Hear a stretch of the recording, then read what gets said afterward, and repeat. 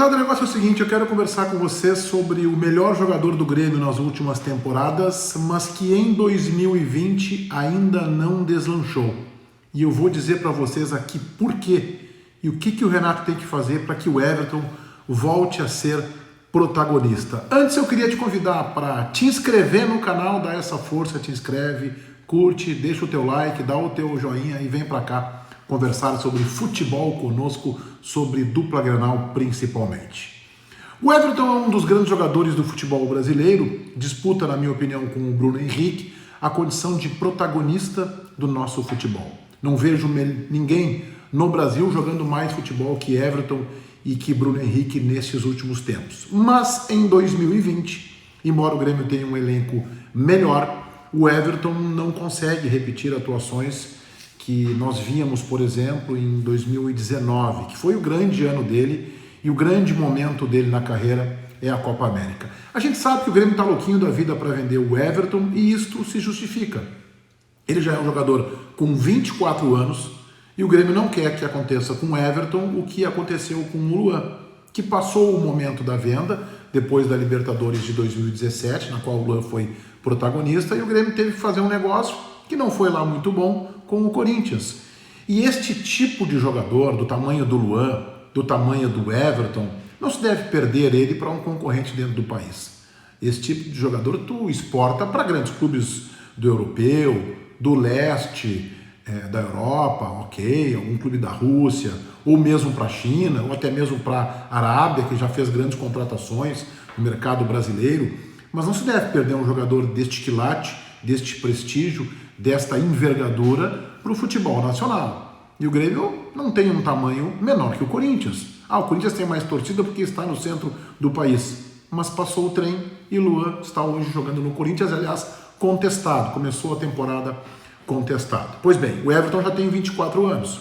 E o presidente Bolzan deu entrevista à Rádio Bandeirantes outro dia e fez uma colocação muito lúcida, muito pertinente, de que o fato de não ocorrer a Copa América em 2020 é um prejuízo em termos de possibilidade de venda do Everton para o mercado internacional. Acerta o presidente Bolzan nesta sua leitura. Mas o Renato tem que contribuir para que o Everton reencontre o seu melhor momento.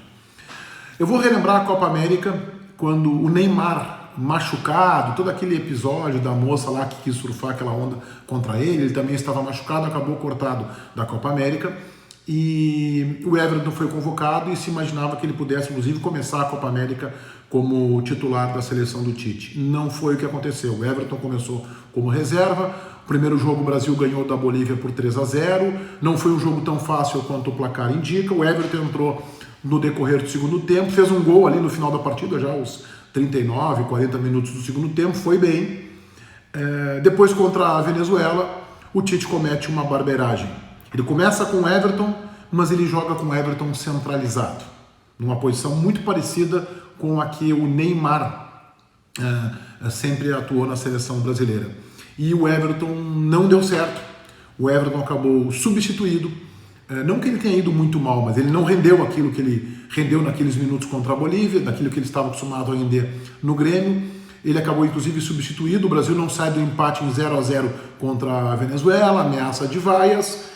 E aí vem o terceiro jogo da fase classificatória contra o Peru, e aí o Tite acerta o posicionamento do Everton. Ele coloca o Everton onde ele gosta de jogar. O Everton não é nem 10, clássico meia esquerda, e nem 11, o clássico ponteiro esquerdo. Ele é um 10,5 e, na minha opinião, ele é um 10,45.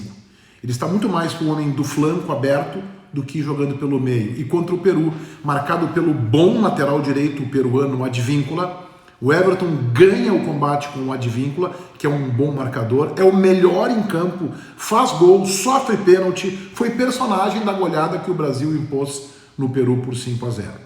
A partir daí, o Brasil sofre para passar nos pênaltis pelo Paraguai, encara a Argentina. O Everton vai muito bem contra a Argentina, na sua posição, pelo flanco, não como ponteiro de quem vai à linha de fundo, mas pelo flanco, no combate contra o lateral. Ele vai muito bem contra a Argentina e chega no jogo decisivo contra o Peru. Este sim é o que ele sofreu o pênalti.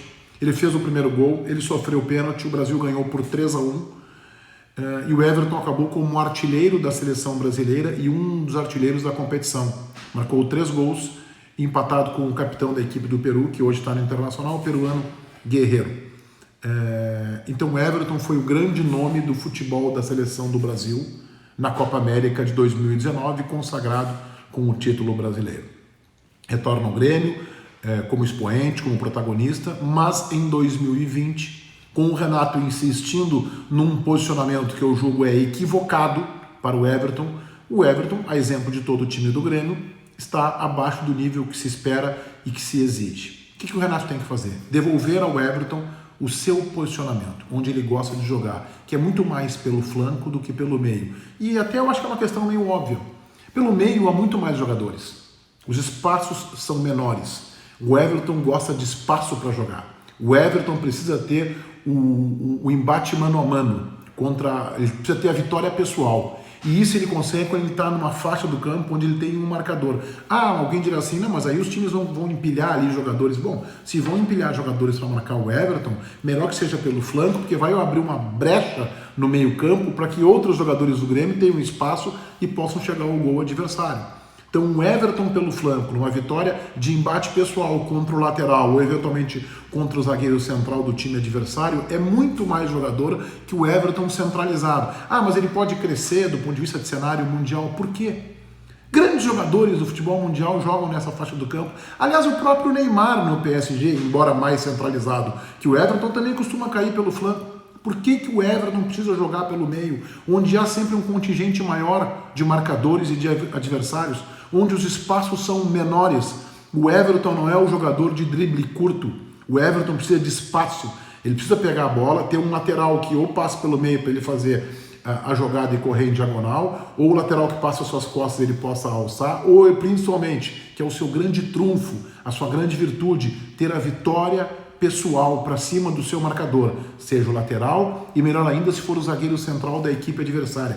Ele jogando pelo flanco, ele estará mais próximo da área para eventualmente sofrer um pênalti ou criar uma jogada que ele consiga pifar o centroavante quase na cara do gol.